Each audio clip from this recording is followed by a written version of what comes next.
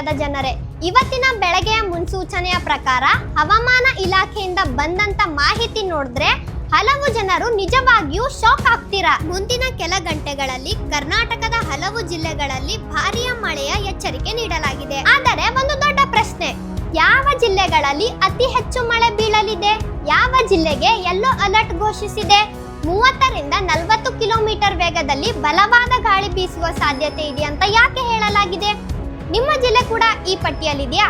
ಹಾಗಾಗಿ ವಿಡಿಯೋವನ್ನ ಕೊನೆವರೆಗೂ ನೋಡಿ, ಯಾಕಂದ್ರೆ ಕೊನೆಯಲ್ಲಿ ಮುಂದಿನ 48 ಗಂಟೆಗಳ ಹವಾಮಾನದ ಸಂಪೂರ್ಣ ಮಾಹಿತಿ, ಯಾವ ಜಿಲ್ಲೆಗಳಲ್ಲಿ ಜನ ಹೆಚ್ಚು ಎಚ್ಚರಿಕೆಯಿಂದ ಇರಬೇಕು ಅನ್ನೋದನ್ನ ಹೇಳ್ತೀನಿ. ಹಾಗಾಗಿ ವಿಡಿಯೋವನ್ನ ಸ್ವಲ್ಪವೂ ಸ್ಕಿಪ್ ಮಾಡದೆ ಫುಲ್ ಎಂಡ್ ವರೆಗೂ ನೋಡಿ. ಸ್ನೇಹಿತರೆ, ಕಳೆದ ಕೆಲವು ದಿನಗಳಿಂದ ರಾಜ್ಯದ ಹಲವೆಡೆ ಮಳೆ ಸ್ವಲ್ಪ ಕಡಿಮೆ ಆಗಿತ್ತು. ಇದರಿಂದ ರೈತರು, ಸಾರ್ವಜನಿಕರು ಮತ್ತು ಕುಡಿಯುವ ನೀರಿನ ಸಮಸ್ಯೆಯ ಬಗ್ಗೆ ಆತಂಕ ವ್ಯಕ್ತಪಡಿಸುತ್ತಿದ್ದರು. ಆದ್ರೆ ಈಗ ಮತ್ತೆ ಹವಾಮಾನದಲ್ಲಿ ದೊಡ್ಡ ಬದಲಾವಣೆ ಕಾಣಿಸುತ್ತಿದೆ. ಹವಾಮಾನ ಇಲಾಖೆಯ ಮಾಹಿತಿಯ ಪ್ರಕಾರ ಬಂಗಾಳ ಕೊಯ್ಲಿಯಲ್ಲಿ ಉಂಟಾಗುತ್ತಿರುವ ವಾತಾವರಣದ ಬದಲಾವಣೆಯಿಂದ ರಾಜ್ಯದ ಹಲವೆಡೆ ಮಳೆಯ ಚಟುವಟಿಕೆ ಹೆಚ್ಚಾಗಲಿದೆ. ಇದರ ಪರಿಣಾಮವಾಗಿ ಕರ್ನಾಟಕದ ಅನೇಕ ಜಿಲ್ಲೆಗಳಲ್ಲಿ ಸಾಧಾರಣದಿಂದ ಭಾರಿ ಮಳೆಯಾಗುವ ಸಾಧ್ಯತೆ ಇದೆ. ಯಾವ ಜಿಲ್ಲೆಗಳಲ್ಲಿ ಮಳೆ? ದಕ್ಷಿಣ ಕನ್ನಡ, ಉಡುಪಿ, ಉತ್ತರ ಕನ್ನಡ, ಶಿವಮೊಗ್ಗ, ಚಿಕ್ಕಮಗಳೂರು, ಹಾಸನ, ಕೊಡಗು, ಮೈಸೂರು, ವಿಜಯಪುರ, ರಾಯಚೂರು, ಕಲಬುರಗಿ, ಬಾಗಲಕೋಟೆ, ಧಾರವಾಡ ಹಾಗೂ ಗದಗ, ಹಾವೇರಿ ಸೇರಿದಂತೆ ಹಲವು ಜಿಲ್ಲೆಗಳಲ್ಲಿ ಉತ್ತಮ ಮಳೆ. ಎಲ್ಲೆಲ್ಲಿ ಭಾರಿ ಮಳೆ? ಹವಾಮಾನ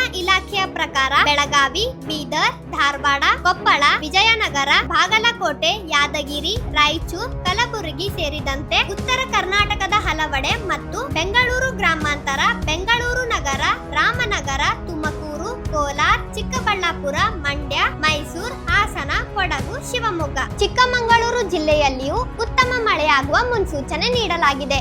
ಗಾಳಿಯ ವೇಗವೆಷ್ಟು?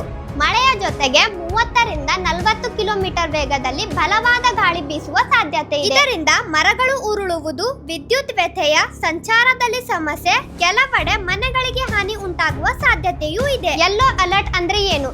ಸ್ನೇಹಿತರೆ, ಬಹಳ ಜನರಿಗೆ ಯೆಲ್ಲೋ ಅಲರ್ಟ್ ಅಂದ್ರೆ ಏನು ಅನ್ನೋದೇ ಗೊತ್ತಿಲ್ಲ.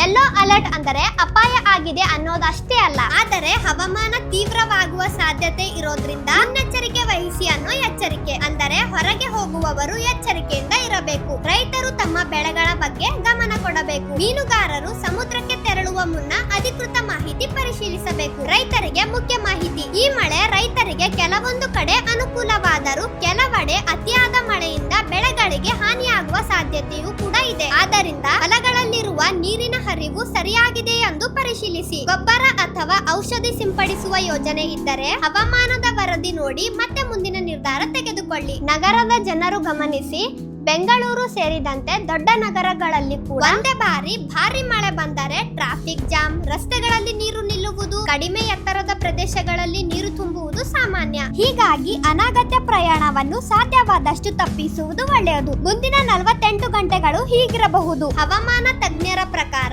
ಮುಂದಿನ 24ರಿಂದ 48 ಗಂಟೆಗಳವರೆಗೆ ರಾಜ್ಯದ ಹಲವು ಜಿಲ್ಲೆಗಳಲ್ಲಿ ಮೋಡ ಕವಿದ ವಾತಾವರಣ ಮತ್ತು ಮಧ್ಯಂತರದ ಮಳೆಯ ಸಾಧ್ಯತೆ ಮುಂದುವರೆಯಬಹುದು. ಹೀಗಾಗಿ ಹವಾಮಾನದ ಅಧಿಕೃತ ಮಾಹಿತಿಯನ್ನು ಗಮನಿಸುತ್ತಾ ಇರಬೇಕು. ಸ್ನೇಹಿತರೆ, ನಿಮ್ಮ ಜಿಲ್ಲೆಯಲ್ಲಿ ಮಳೆ ಶುರುವಾಗಿದೆಯಾ ಅಥವಾ ಮಳೆ ಬರುತ್ತೆ ಅನ್ನೋ ನಿರೀಕ್ಷೆಯಲ್ಲಿದ್ದೀರಾ? ಕಮೆಂಟ್ ನಲ್ಲಿ ನಿಮ್ಮ ಜಿಲ್ಲೆಯ ಹೆಸರನ್ನು ಬರೆಯಿರಿ. ಈ ಮಾಹಿತಿ ನಿಮ್ಮ ಕುಟುಂಬದವರಿಗೆ, ರೈತರಿಗೆ ಮತ್ತು ಸ್ನೇಹಿತರಿಗೆ ಉಪಯೋಗವಾಗಬಹುದು. ಆದ್ದರಿಂದ ವಿಡಿಯೋವನ್ನು ತಕ್ಷಣವೇ ಶೇರ್ ಮಾಡಿ. ಇಂತಹ ಕರ್ನಾಟಕದ ಲೇಟೆಸ್ಟ್ ಸುದ್ದಿ, ಹವಾಮಾನದ ಅಪ್ಡೇಟ್ಗಳಿಗಾಗಿ ನಮ್ಮ ನಿತ್ಯ ಕರ್ನಾಟಕ ಟಿವಿ ಯೂಟ್ಯೂಬ್ ಚಾನಲ್ ಅನ್ನ ಸಬ್ಸ್ಕ್ರೈಬ್ ಮಾಡ್ಕೊಳ್ಳಿ.